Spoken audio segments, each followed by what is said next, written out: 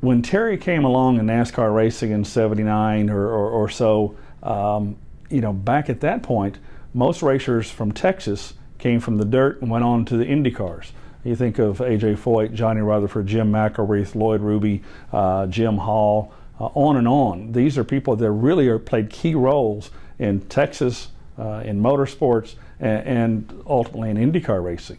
Well, Terry Labonte changed that. He went to NASCAR and obviously went on to win 2 championships. His brother followed him to NASCAR. He won a championship. They both won a lot of races together.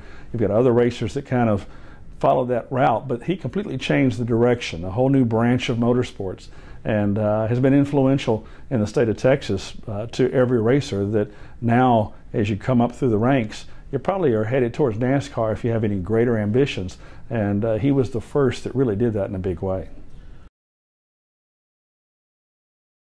Well, listening to Terry talk about how you could hear race fans inside this loud race car, and they were up and cheering and pulling for him, that's exciting. But I vividly remember handing him the trophy, congratulating him in Victory Lane, his wife.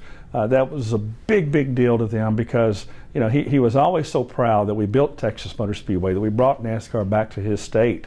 But here he was winning this race. You know, there are certain moments that you go, this is a big deal. This is an historic moment, and that was certainly an historic moment. And having been a good friend of Terry's for a long time, I could really tell this was a sense of accomplishment and a sense of enjoyment that you didn't see often from him. And it was really a great moment, probably one of the great days in Texas Motor Speedway history, and certainly for Terry, one of the great times in his career. Well, it's been exciting. You know, I never really expected to be selected. I didn't know if I would be or not, and it's certainly quite an honor. And you know, the induction is going to be in January in Charlotte, North Carolina, so it's going to be a big event for us. I'm awful excited about it. Well, you know, I love this racetrack here, and they always have a great turnout here, and the people in Texas really come out and support it. And I can remember when they first built the thing, and we came down here for the groundbreaking, and I thought, you know, these people have no idea how big a facility this is going to be and what it's going to turn out to be. And it was really a cool place to race at, and, you know, had the chance to win here before, and so that was probably one of my biggest wins I think I ever had. You know, that was a race. Our car was really good, ran good all day, and we got beat out on the last pit stop, and Dale Jarrett beat us out of the pits, and I was able to run him down and passed him. And I never will forget when I passed him coming down the front straightaway, the whole place just stood up, and I thought to myself, I've never noticed that before at a race, and I've never noticed all the fans stand up like that. And first thing I thought was, oh God, they're all pulling for me. I better not screw this up. But it was an exciting day, and to be able to win that race there.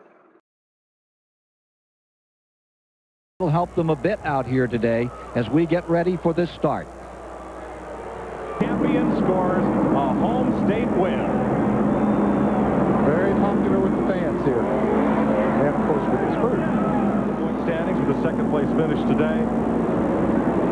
You could hear the difference in the engine sound as Dale Jarrett eased up to see where Tad Little would go. And that moment's hesitation on Terry Labonte has done it. Hometown track. Well, it's fairly close to Corpus Christi. Ready to clamber out of this car. The one race he has really wanted for 3 years belongs to Texas's own Terry Labonte.